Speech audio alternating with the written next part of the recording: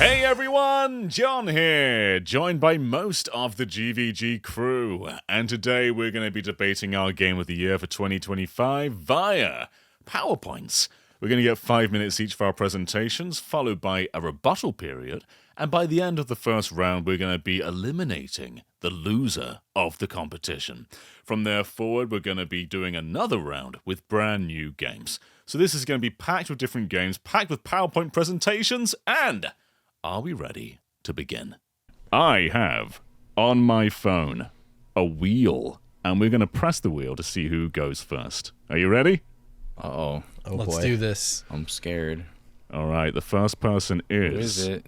Oh, it's Daniel Alba!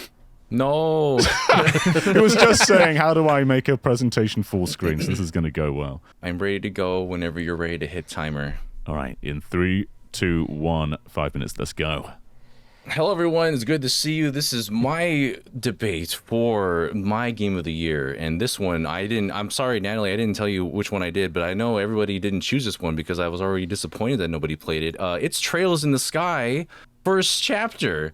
Is it the game of the year 2025? I think it is. So why is it the best game that I have played in the last year? So this is actually, it is a remake of a game. It is a properly done remake, not one of these refakes that you see out there. This was a properly done, don't mind the screen cap. This was a properly done from the ground up with love and care and attention. One of the best games that I have played, one of the best JRPGs I have played in the last year. And I'm a knower. I'm a believer now. I know why people are so hyped for this series to happen, and this is a wonderful team of characters that we get to meet throughout the story. If any, Brandon, point at any one of these characters and tell me, and ask me to tell you more about them. Choose company name at the top left corner.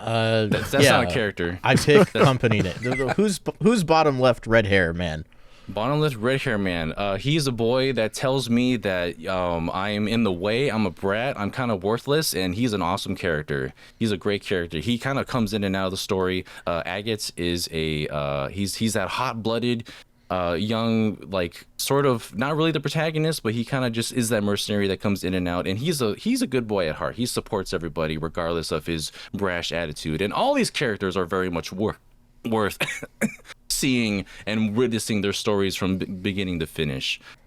So games that inspire Trails in the Sky, you have games that are well renowned like Lunar, Grandia, Wild Arms 2 with the combination of 2D sprites and 3D. That's if you play the original. If you want to play the original, go ahead. I don't mind. Just play the game itself. My favorite game, Castle in the Sky by Miyazaki. Elements that have like a steampunk setting, character dynamics, very much in line with that. The Garghav trilogy, also from Falcom. Arcturus, a Korean RPG, which developers actually referenced this game during development, especially for like the soundtrack and the atmosphere. Naruto, perceived thematic links such as the hero's journey and strong bonds, and the East series, obviously also done by Falcom. If you like these games, you gotta you'll give Trails in the Sky 2 thumbs up, guaranteed. And Google has spoken. I looked up, and we have down here. We'll start at the bottom. Nice ratings. Like Steam RPG site, 10 out of 10s. Reddit, the most prolific and believable place. Reddit agrees that it is a wonderful, great remake. Don't ever go to the GVG subreddit. As seen on the GVG channel as well. The first thing that shows up is this amazing video done to do the comparisons. It is in fact a video game, and I give The Grass a 9 out of 10. And finally, almost finally, my faith has been restored in JRPGs. Like, no longer am I disappointed. Oops, sorry about that. By lesser RPGs. Don't worry about that one right there.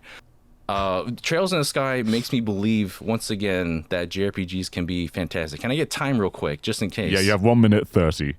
1 minute 30. All right, that's enough time. I don't even need to talk about certain titles over here like Tales of Symphonia. I was getting a little bit hankered down by these games. I wasn't really feeling it, but if you're a fan of Tales and you haven't really been feeling it anymore, play Trails in the Sky. It has a lot of the elements that you wanted to have and are missing in a series like Trails. And soundtrack's a banger. Olivia here is a fantastic. He will play you an actual theme he will sing to you as a bard, and that's Matt Mercer singing to you, serenading you with his beautiful acoustics. There's a few songs down there if you want to test and just kind of get a sampling of what it sounds like. And yeah, finally, this game also has Alba. Oh, look at It's him. me. There's you. It's basically me in anime form. Thank you, Sarah, for the image here that I borrowed without your permission. But Sarah was one of the people that I did the discussion of Trails in the Sky with. And yeah, wonderful, wonderful people to do the discussion with. If you want to check that out 30 as well to seconds get left. more of an impression. Alba is pretty much like me. He has the slick back hair. I don't even have the glasses on right now. He's kind of bumbling. He doesn't know what he's doing all the time. He's broke. He's basically me. So yeah, and with that, all these characters, there's so many characters to see in the story. This is just but one of many of the side characters. I think the entire world is defined by the NPCs, and it makes it feel like a very much lived in, breathing world. And time. That is it. Thank you. Please play it. Perfectly paced. Well done, Daniel. All right. And with I that, only coughed a little bit. we're going to set a 4-minute timer for rebuttals. So you have 4 minutes to answer our questions, Daniel. Starting Sure. right now. The grass is only 9 out of 10. Why not 10 out of 10? You know what? When I went by the grass, I realized that it doesn't properly clip when I'm running through it. It just kind of sways in the wind, so it's almost there, but it's still pretty. It's pretty good grass. I like the grass. What Naruto game are we talking about? Because as far as I remember, Naruto is an anime, not a video game. So these are. It's just pretty much a all-encompassing sort of feel, like not just games, but also Naruto is also can be considered a game to become the greatest ninja ever. So it's sort of loosely speaking, in a sense. Also, I haven't played Naruto games themselves, so it's more of a feel than anything. I believe it. Damn it. Better believe it. Daniel, you posted in your meme image somebody who hates Final Fantasy VII. And if you hate Final Fantasy VII, you don't like RPGs. Is this an RPG for people who hate RPGs? Is this a self-loathing RPG player's RPG? Listen, I want you to look at this screen right now and tell me which one of these are turn-based and which one of these are not turn-based. I think that makes the whole difference here. For those people who enjoy... Actually, Trails in the Sky, it can be both. You can do your free roaming, you can do battles outside of it, and then you can transition into a turn-based battle. This has all of it. If you're a fan of that, sure, give it a shot. But you can actually enjoy the best of both worlds with Trails in the Sky. I love the way that the battles can be a little bit of both for those that like action RPG and turn-based. Well, your presentation was mostly about it being a great remake and having great characters. So talk us a bit more about the gameplay itself. Like, what is this? What do we do here? So in this game, you're traveling across the world. As Estelle and Joshua, the two main characters on the top left, they are traveling to become bracers, like proper bracers. And the story kind of wraps around also trying to find their father. So he goes missing, and you're going from town to town, aiding people, solving their problems, while there's also an overarching story happening in the background. And so you meet a plethora of many great side characters, the main characters. The characters in your party, they actually come in and out. Like for each chapter, it's kind of like its own self-contained episode in which these characters they join and then they'll leave for their own thing. And then as the story wraps more towards the end, you get like the whole group comes together to solve the overarching problem that's happening in the world of Liberal, which is the name of this universe here. But yeah, it's more so. There are all these monsters that are around the world that you fight and you battle, and they cause a lot of problems for people. But yeah, this is also one where it's just it's very much focused on the people of the world, and the story is focused on them. Talk to me about the pacing. Is this snappy? This is a very long game. Will it captivate your attention for its runtime? And this game is, let's see, about, I think it was like 5 chapters long. And those chapters, they're not super long. You can play actually the entire prologue as a demo if you want to get a feel for that. It's pretty much as long as the Dragon Quest XI S demo. like 10 hours or so if you want to get a feel for it. And I think it's pretty fairly well paced. I think things happen a bit slow at the start because it's very much a slice of life for the longest time, but it's very cozy in that way. I really appreciate how it's very much down to earth. There's no like crazy supernatural, worldly, godly things happening in this game about like the creation of worlds or And anything. time. It's just Cut him people. off. Cut him off. All right, No Daniel. more. That was a great presentation, great rebuttal as well. I've I actually get to bought ask this for game. Charizard's phone number. So Trails might be eliminated by the next game. So let's see whose go it is. Trails. Don't land on Daniel again. I'm And sick of it's either Steve or Daniel. Steve. So Trails is up against whatever Steve is bringing to the table. All right. Let me get my presentation ready here. Okay, we are ready. All right. So for my game of the year, I want to take you back to a better time, a time when we weren't screaming about games on Twitter, when YouTube barely existed. I want to go back to 2009 to Port Tatsumi Island to explore my game of the year, Persona 3 Reload. So to talk about Persona 3 Reload, which is a top 3 all-time RPG, we have to talk about the building blocks of a great RPG. You need to have relatable characters. You need compelling gameplay. You need a gripping narrative. You need a sense of adventure, and you have to kill God. Those are the five cornerstones, the five building blocks of a fantastic RPG. Let's start with the characters. Persona 3 Reload has the best cast of characters I've ever encountered in any RPG, period. You've got Makoto Yuki, the self-insert main character, Junpei Iori, a lovable goofball who, is obsessed with baseball and chicks. You've got Yukari Takeba, who is basically like the it girl at school. You've got Akihiko Sanada, a boxer who is obsessed with his own physical strength. You've got Mitsuru Kirijo, a rich girl who is detached from the ways of the world. You've got Fuka, who is just kind of strange and awkward. You've got Aigis, a friggin' robot, like a shadow-killing robot who has a strange connection to our hero. You've got Amada Ken, who is just a little kid who is dealing with some messed up personal stuff. You've got Koromaru, a freaking dog. You can't just pet the dog. You can kill God with the dog. And you've got, his name is escaping me. He's my least favorite. You've got Beanie Guy. He's not very cool. I don't like him. Shinjiro. He's the only character. Thank you. He's the only character I dislike in this game. But you've got this colorful cast of characters, all who are connected by fate, who are set in a quest that they don't even know of just yet. So let's talk about the gameplay, though, because all of this is interesting, but without a fun gameplay loop in the middle of it, it means nothing. RPGs need to have something excellent at their core, and everything in Persona 3 Reload is actively enjoyable. You've got the combat system, which if you've ever played an Atlas RPG, you probably know, whether that's a Shin Megami Tensei game, another Persona game. If you played Tokyo Mirage Sessions, you're going to feel right at home in Persona 3 Reload, because it basically plays on the same systems of understanding your enemies and knowing how to combat them based on that. So if you've never played it, you've got this system of exploiting enemy weaknesses to get more turns for your party. And basically your knowledge of the world and the enemies is rewarded through combat.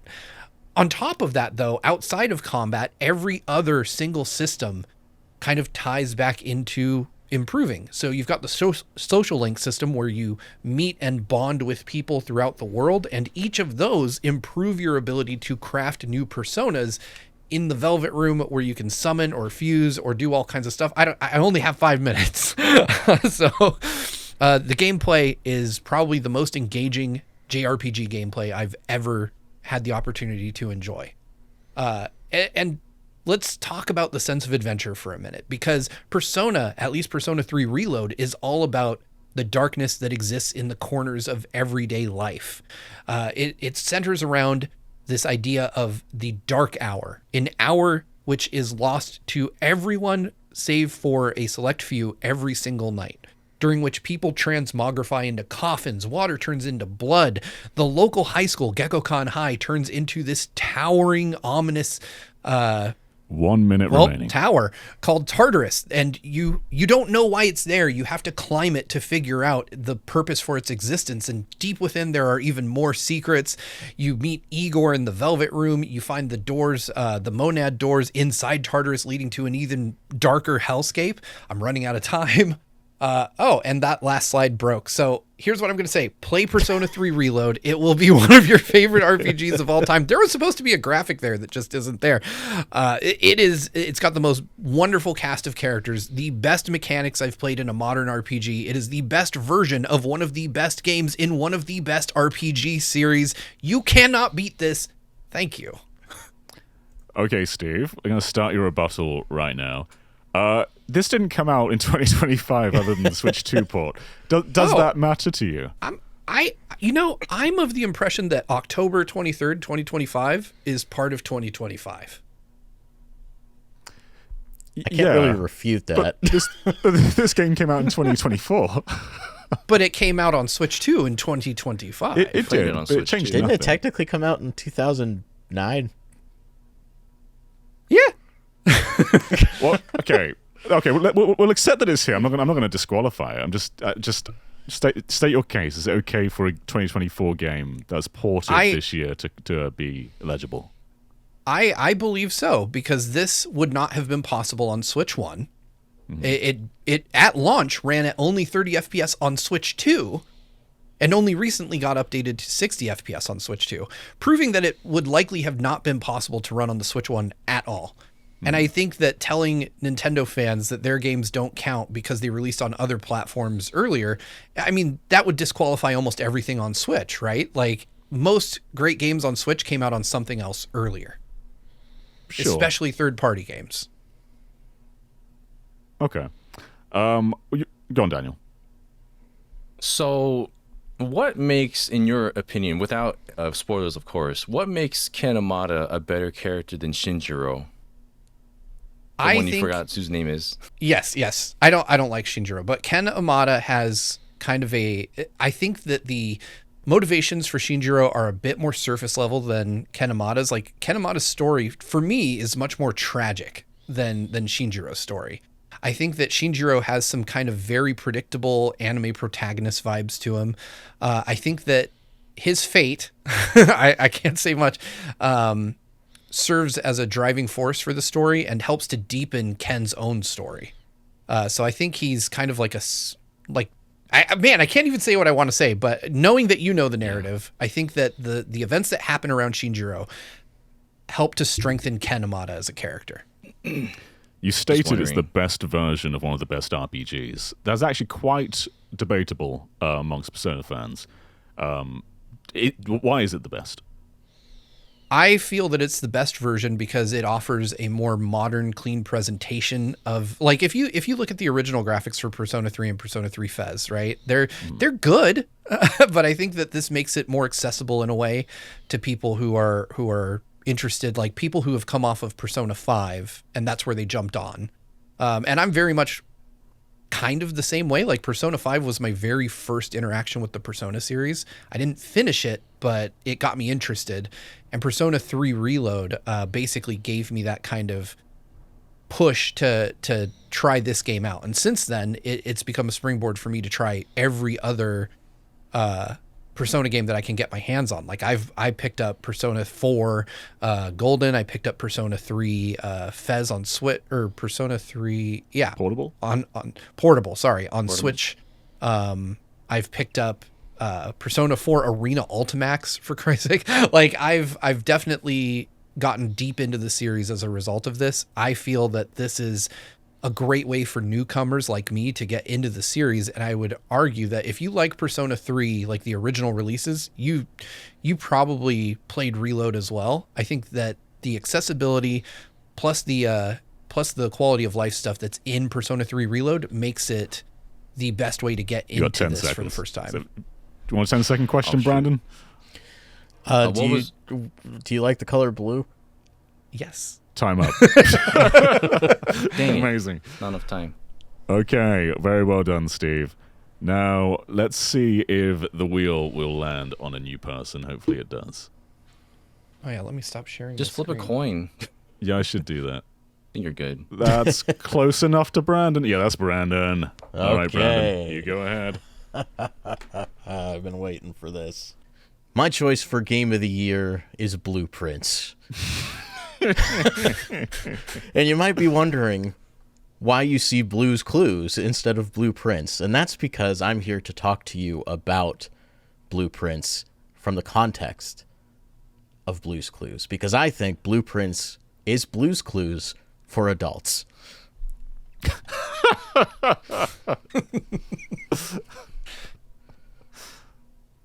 Wow, that's Yeah. a lot of Steves. There's so much Steve on my screen right now.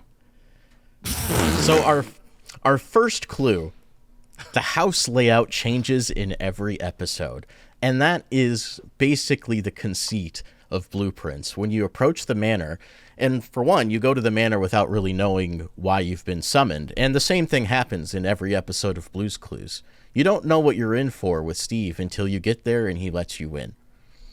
It's true.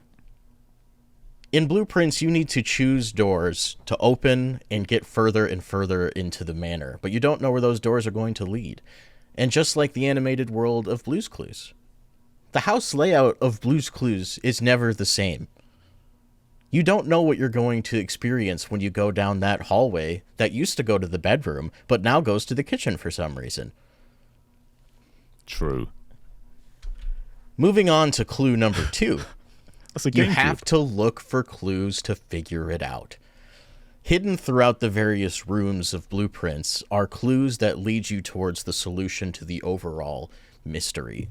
And that is what you do in every episode of Blue's Clues. There's one problem to solve, and you have to find the clues to figure it out.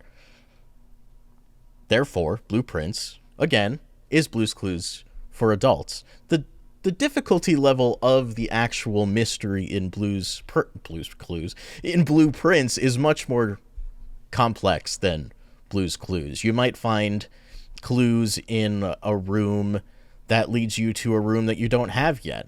Blueprints plays out like a roguelike. Whenever you open a door, you're given 3 options for what room to add on to the layout of the house next. And navigating that labyrinth is what kind of unravels the mystery of Blueprints. No individual run will ever be the same. Playing the game alongside another person and unraveling the mystery together is such a good and wonderful experience. And you never watch Blue's Clues alone. The kids are in the background shouting the answers at Steve. You're always playing it together. Clue number 3. Blue's Clues was almost titled Blueprints. I don't know how much more succinct I can get than that. That's a big lore drop right there. They're the same thing. And that leads us to our thinking chair. We have all 3 clues. So now we have to sit in our thinking chair and we have to think. This look on Steve's face is killing me right now. So if we put all of our clues together, the things that we've learned are that Blue's Clues is good, Blueprints is like Blue's Clues, and that means that Blueprints is good. We sat on down, we figured it out, what Blueprints is all about. Wow, you know what? You're really smart. That's the end of my presentation. Well done, Brandon. Yeah, you have another minute left Wow. if you want to use it. You don't have to. I don't think I need to. Okay, well, stop the timer. Doesn't even need it. Yeah. All right, we'll start the 4-minute rebuttal starting right now. Let's go. Does this presentation come from a tired dad who's watched too much Blue's Clues with his daughter? You know, it might, but I'm also a fan of Blue's Clues. In the last 2 years, I've seen every episode maybe 9-10 times.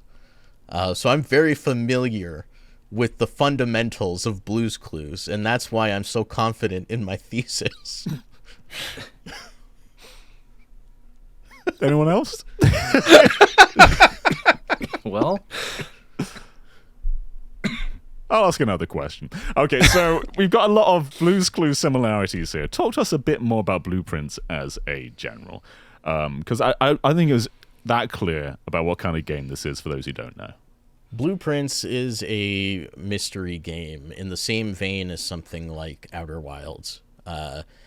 There is an overall mystery that at the beginning isn't even clear to you. You don't even really know what the mystery is. That's part of the discovery process. But the way it works is you show up to the manor every day. You have a certain amount of steps you're allowed to take through the manor before you get exhausted and have to move on to the next day.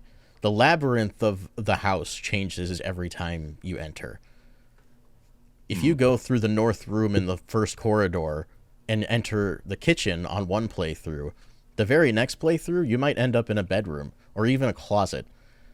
But all of these rooms have different clues, different reasons for existing in the house, and putting all of that together and ultimately making your way furthest back into the house that you can is the goal.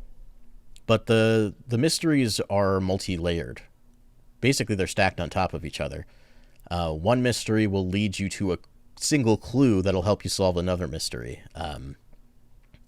And just that process is really, really engaging.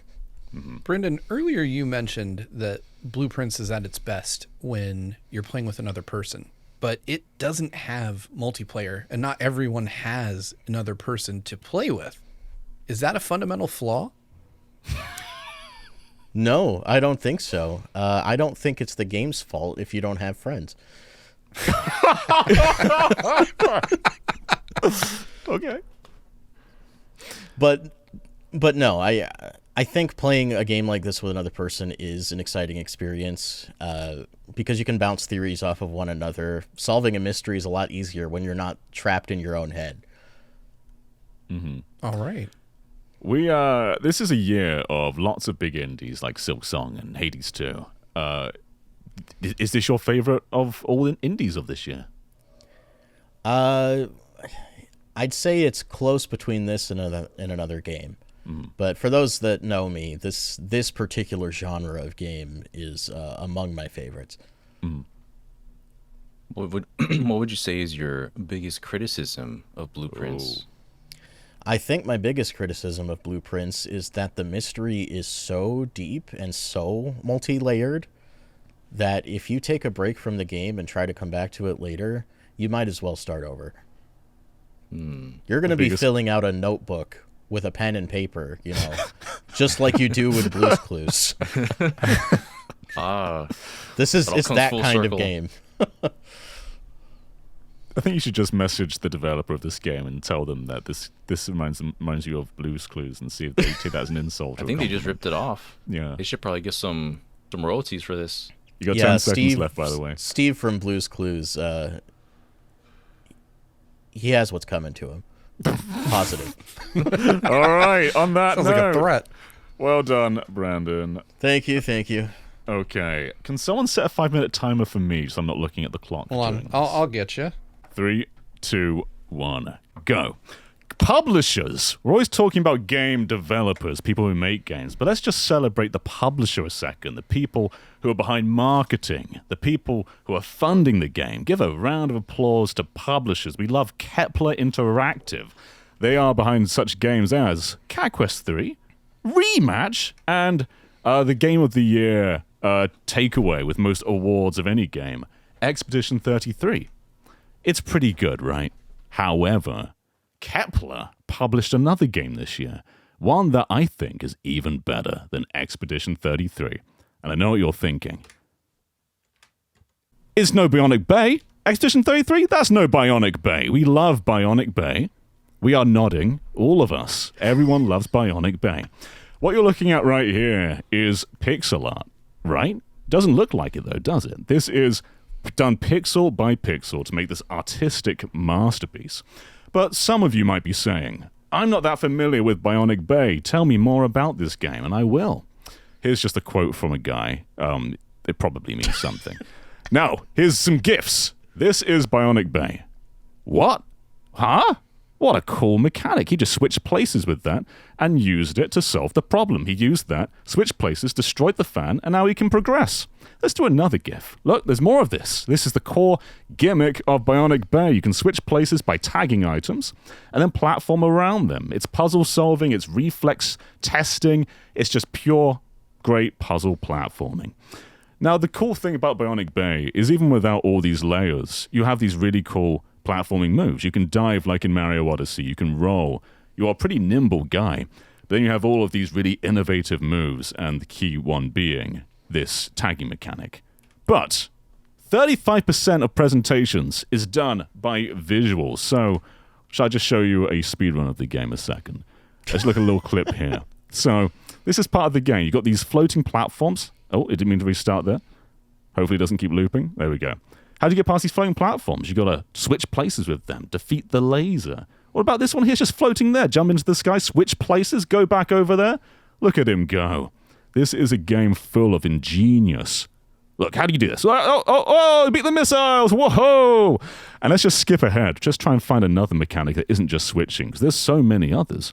There's one where you can shift gravity around. Will this clip show it? I don't know. I probably should have found a timestamp. What's this guy going to do here? Oh, this is just platforming. Let's find a cool mechanic a second. All right. Oh, that's another switch places one. But it's freezing the ice when he does. He's making platforms. Oh, whoa! I want to show you another gimmick, though. But I'm not fine. Oh, here's one. Okay. I think. You've got 2 minutes. Oh, no. Okay. So far, we're just showing one gimmick. I swear there's more. But look at all the utility you can do with this one gimmick. This is the core part of the game, but there's so much you can do with that. But I need to show you the gravity shifting one, because that's really cool too. There's one where you can shift, you can pause time. Is this one of them? It's not going well so far, guys, but I swear there's more to this game. Look at that. Pushing that down. And I'm going to give up on this screen in a second. But you've never seen this before, though, right? You need to know what the game is about. Oh, he just jumped through jelly? What? He's flat. Oh, he died. This isn't the best speedrunner. Let's go to the next one. This game is really pretty. Look at that tree, man. And this is the process behind how everything was brought to life. You see, it's done pixel by pixel. And then they zoom all the way out. And those pixels are so tiny now. We're still zooming. Look at that. This took so long to make, and it is an artistic marvel. One of the best pixel art games of all time. It's just so beautiful that it looks like it's painted, but it's just done pixel by pixel at a time. And it is an absolutely deviously good-looking game. And to conclude, I know you won't vote for this game, but you should play it at the very least. And I don't even need the rest of my time. Time up. Wow, 30 seconds left. There we go. Bionic Bay. I have a question. Oh, let's start the 4-minute timer, Steve. All right, give me 1 sec to get that started. Okay, your 4-minute rebuttal starts now. Okay. John, do you think that the impact and persuasion of your presentation might be lessened by the fact that you showed us a YouTube video of someone else playing the game? Well, to bring up that quote that was pre-installed into my presentation because I chose a template, 35% of all visuals, all attention is done by visuals. And so I thought, let the game speak for itself. It's its own presentation. And I am fully aware that this game did not sell very well. So it's very important for people to understand what it actually is. And so I thought, when you're watching Nintendo Direct, what's the best part? Is it when the marketing guys are like, well, this is going to be the best game you've ever played in your life. It's got some grassy fields. Or is it when you see the trailer and you see those grassy fields for yourself, right? My second question, John Cartwright. Uh-huh. Did you play this game?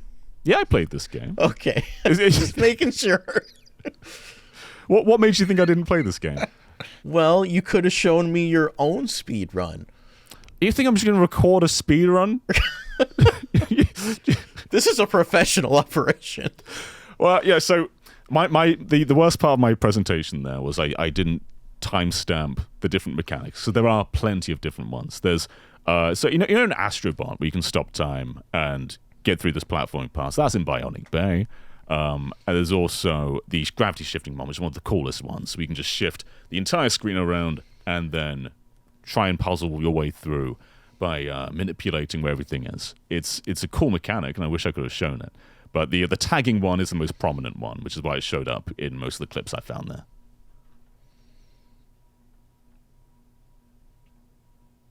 John, I want to borrow Daniel's question from our last round. Yeah. What is your greatest criticism of this game? If I had to criticize it for anything, it's too good.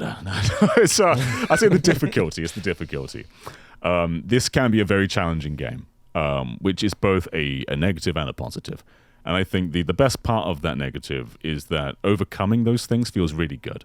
But there are parts of this game where you're going to be slamming your head against the wall going like, how do I get past this? But then the pieces click into place and you figure out what it is you're meant to be tagging, what it is you're meant to be manipulating, and you work it out. But I don't necessarily think that's a bad thing. But another criticism is it's not on the Switch, as we're saying in live audience there. It's only on PS5 and PC for some ungodly reason.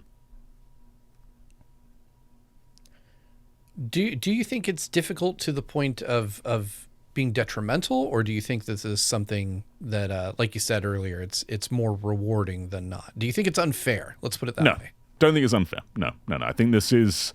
It's not like Super Meat Boy hard, right? Which is something many people have completed. It's a difficult game, but it's one that is very manageable. Just takes a little bit of brain power. I don't have that.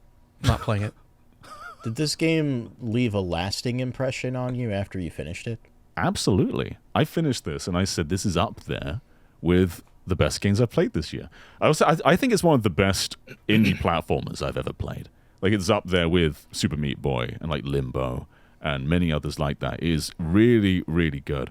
And it makes you think, like, how many games just release on the eShop or PSN or Steam that just don't get noticed? Like, how many of the best games of all time are just have like a player pool of like 100?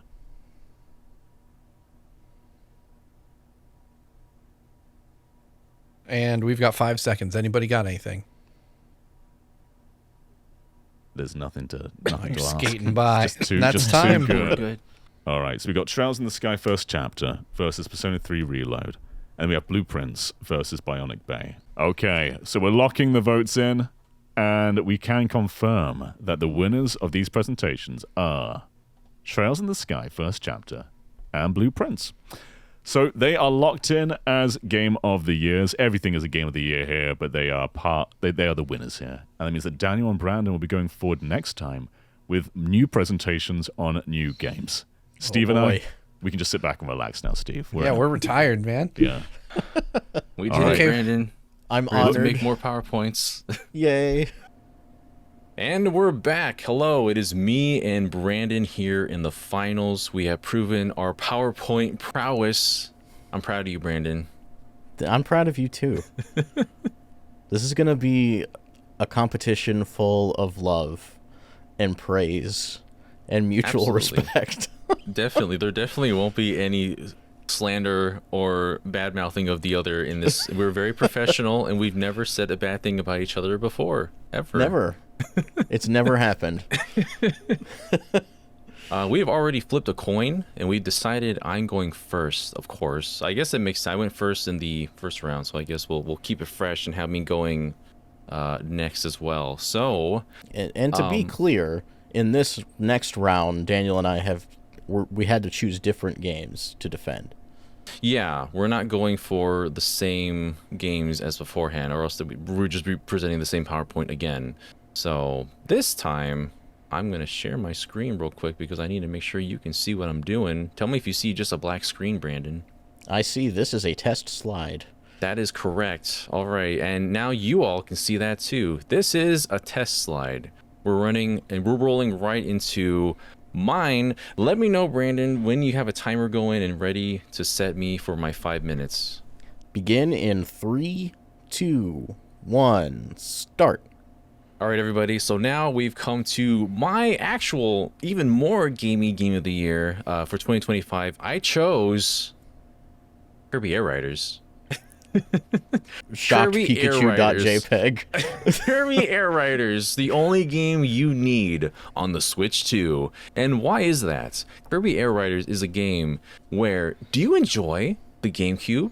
Well, then you will enjoy Kirby Air Riders. It is the most GameCube game I have played in the last 20 years. It is taking after a title that was originating in 2003, and it feels like a game from 2003, but with online play and a lot more visual fidelity here. So this game has the team. We used to have just Kirby, DDD, and Meta Knight back in the original, but now we have an all-star cast. We've got Waldo, Jeff Kawasaki, Cappy, just the random picks like that. Rocky, Scarfy. We've got Waddle Dee. There's also even some of the villains like Marks, the Roach, Magalore, and just the all-time classics that you would have never expected to be in a game like this. And there are so many modes here. The ones that are returning: Air Ride, Top Ride, City Trial. We've got Road Trip, which we'll cover in just a moment. But all these modes, aside from Road Trip, because that's a single-player experience, you can do these online with everybody. It's the thing that we always wanted to have with Kirby Air Ride, and now we can have it in an official capacity. We have it all, ladies and gentlemen. And Road Trip itself is an amazing experience itself. Where's the... There's the road. There you go. So... So Road Trip has a little bit of everything. If you want to just kind of get a feel for the entire game, you can do these little events that are much like Smash Brothers, like the events that were in that game. Set stipulation, do an air ride game.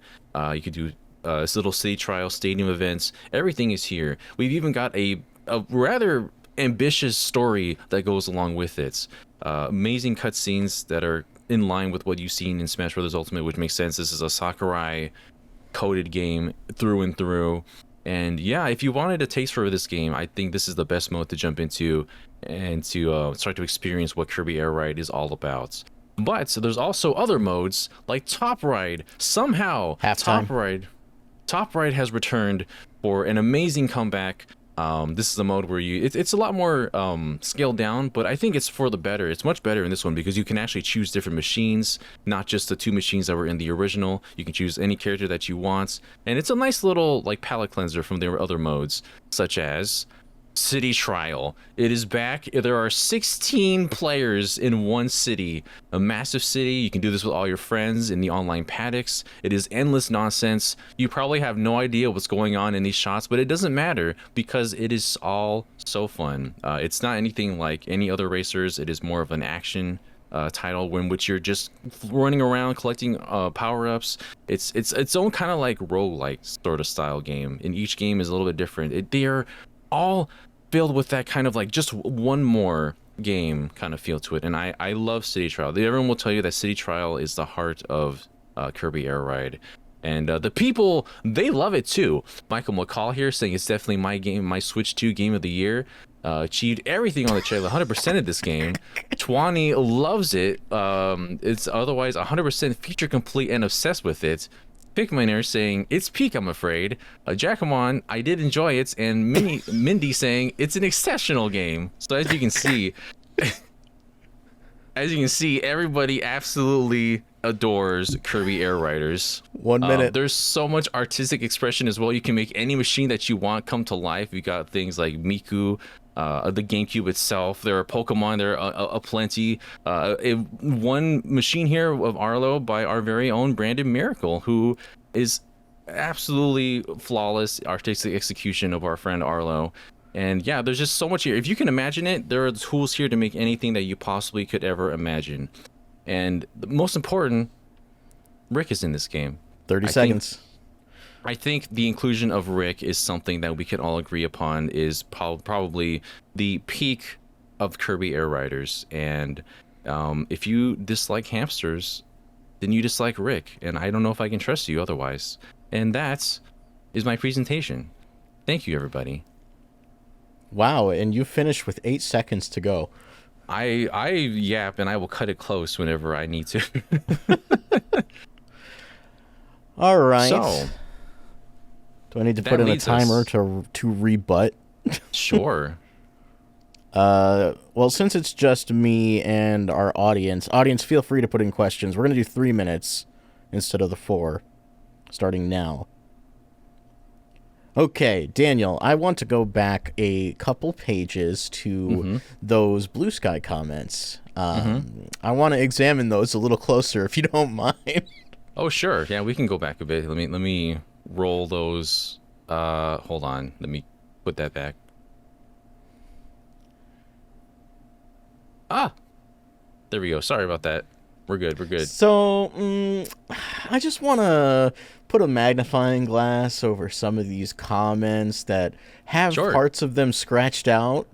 You know, like Jacomon. I did enjoy it, but you conveniently left out the part where he says, initially, but I don't have the urge to return to it. It's a game I feel like I would occasionally return to depending on how I feel. Well, this is like an overall. This is an overall like summarization. You know, I'm just truncating. You know, you take the accolades. It's pretty much just the accolades, Brandon. They don't ever take the full post. They're taking the best parts of what they feel. The initial impression. That's what comes first in the comments. So that's the purest feel that comes out.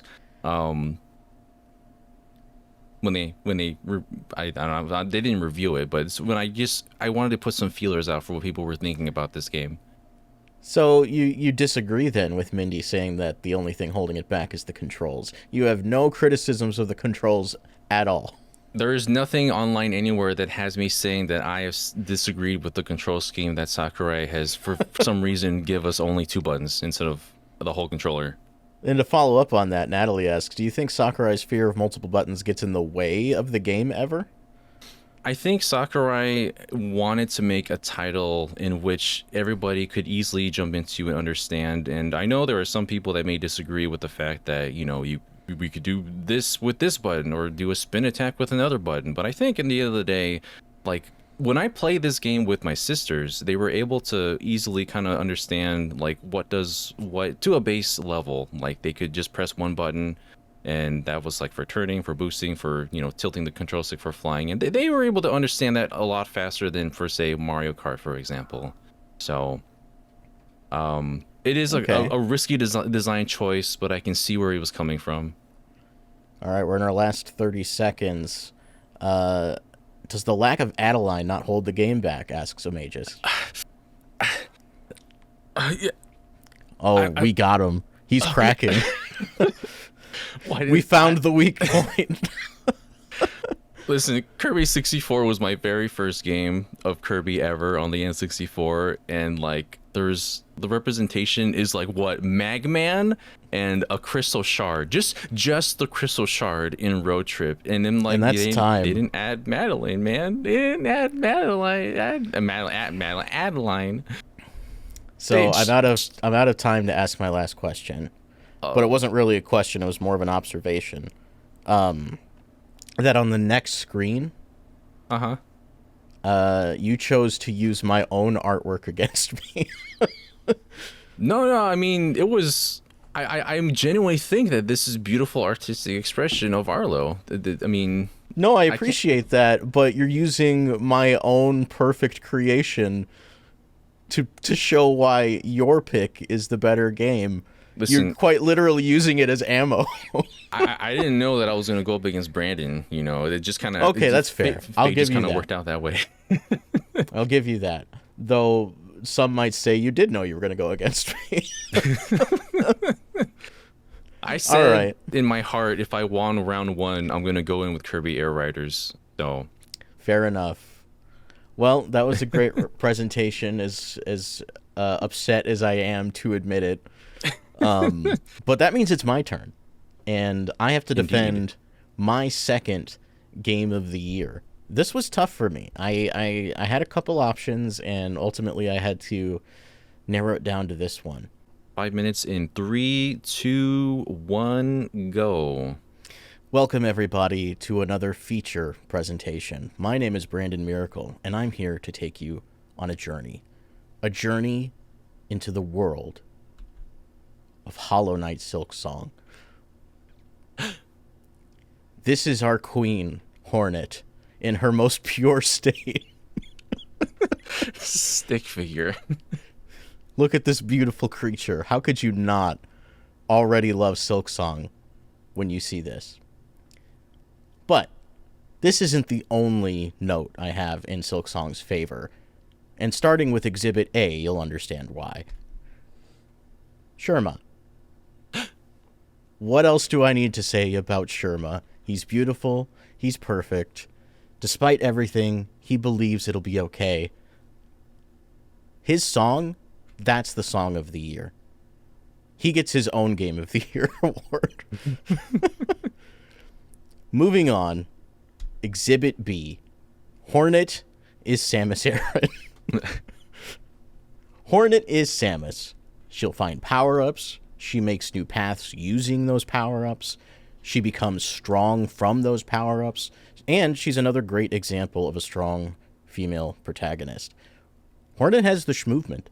More so than Samus, Hornet's new abilities augment her movement potential, allowing you to navigate the world in the most creative ways. And that's exactly what you want to experience when you're playing a Metroidvania, which is exactly what Hollow Knight Silksong is.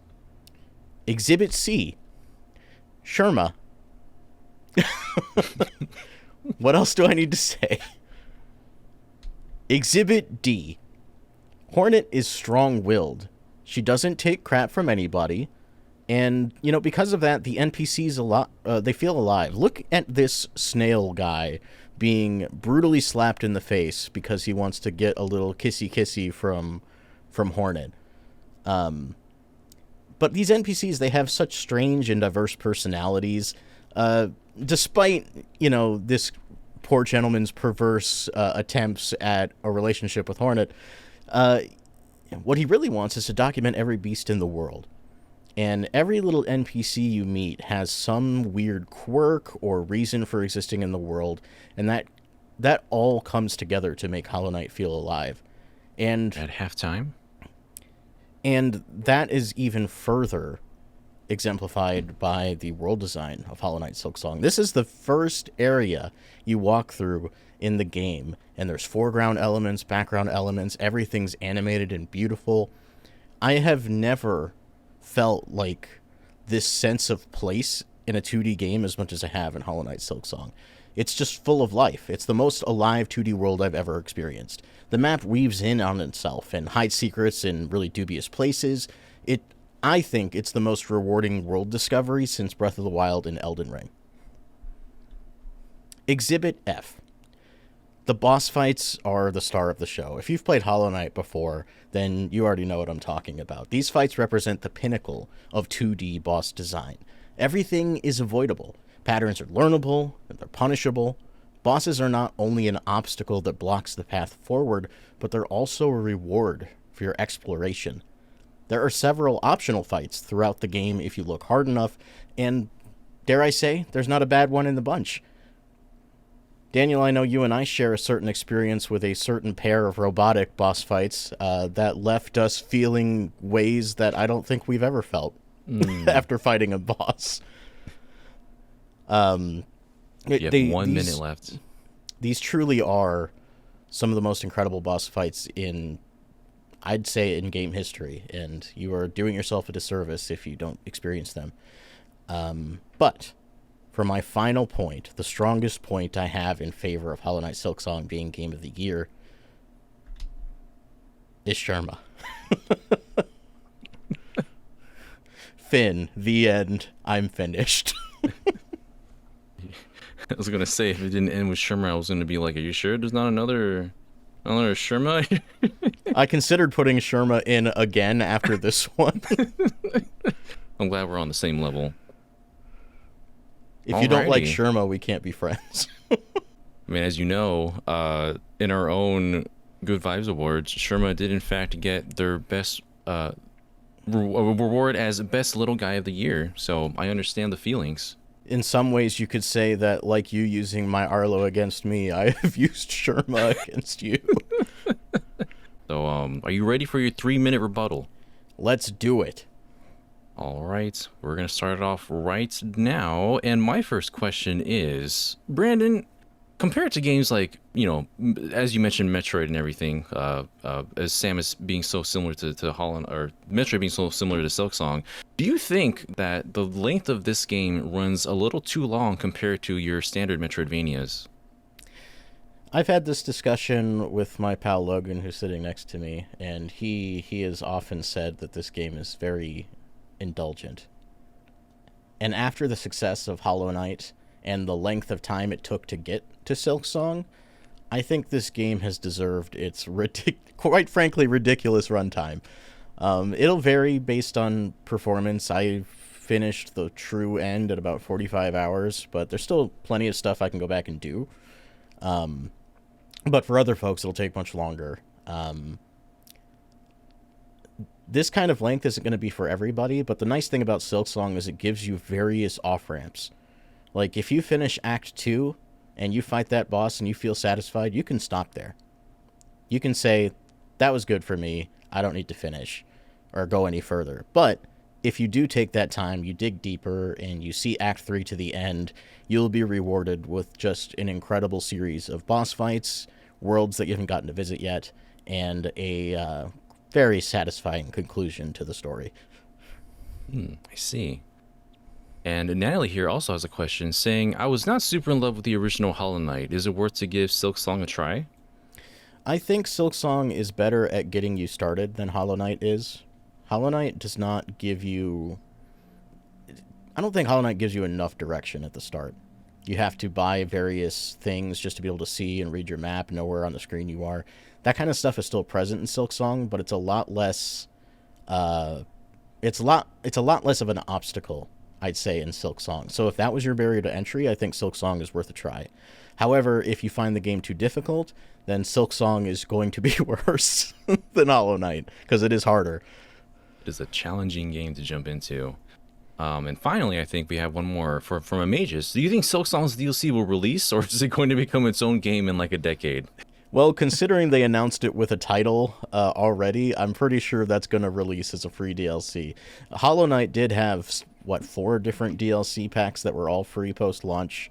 Mm-hmm. I imagine Silksong will be the same. Do we have about 20 seconds left? So I'll just ask you something if you came across this. Did you come across Sherma when they were in the hot spring? I Just sure splashing did. Around? You Sherma did. That is what Well, I had already loved Sherma by that point, but that solidified Sherma as little guy of all time for me. I love how when you play the needle in, they can just start singing at any time. But yeah, that is time for rebuttal. Well done, Brandon, as we both have completed our PowerPoints. Are you able to set up the poll? I don't think I figured out how to do that last time. Let me do it right now. There were 5 votes. I'm going to hit show results. And it is 4-1 for Kirby Air Riders. Oh my goodness. Kirby Air Riders boosting forward with only a single button press for the win. And Hollow Knight Silksong with its 1 vote for Sherma. Listen, Sherma is the best thing to come out of that entire game, and I would indeed be hesitant to vote, if not only for Sherma, if I was on the voting side of this poll. But alas, I had to present twice now. And yeah, I guess it's Trails in the Sky and Kirby Air Riders coming out on top. They've done it. Let's see. Yeah, Kirby Air Riders, Trails, Blueprints. Those are our 3 winning games of the year. So thank you all for watching. Thank you for voting. Thank you whoever just gave me a pity vote. I appreciate you. But yeah, I think that's gonna do it for our game of the year. Yeah, I forget if this is just the end of the thing then, right? This is just the end of the video. Yeah, that's the end of everything. It's just the end after of this it all. video goes live, GVG is gonna disappear into nothing. No, I'm kidding, but yeah, this is it.